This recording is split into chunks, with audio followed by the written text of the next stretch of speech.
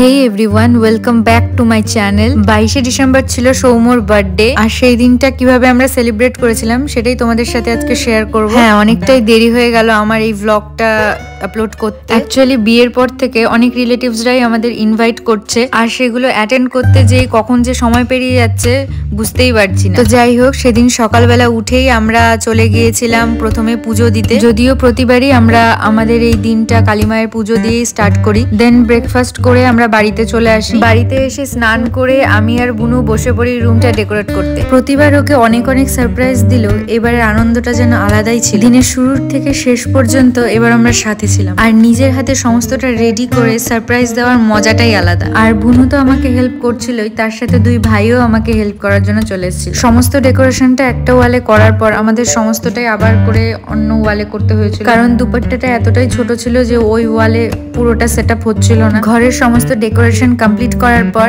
আমি সৌম্যকে এই jacket, pant and ঘড়িটা গিফট করেছিলাম। ওকে রেডি করতে পাঠিয়ে আমিও রেডি হতে চলে যাই। এরই মধ্যে দেখি অম্বুজা কোম্পানি থেকে ওকে উইশ করতে চলে এসেছিল একটা কেক নিয়ে। তো সবার ফার্স্টে ওই কেকটাই কেটেছিল। তারপর আমি রেডি হয়ে এসে ওকে রুমের ভেতর নিয়ে যাই। তারপর দুই ফ্যামিলির মারা, বাবারা, ভাই, দাদা সবাই মিলে ওকে কেক কাটানো হয়। সবকিছু মিলে বেশ মজাই কেটেছিল এই দিন। তো চলো এবার তোমরা নেক্সট পার্টটুকু দেখো এবং আমাকে অবশ্যই কমেন্টে জানাও যে তোমাদের ভিডিওটা কেমন লাগলো।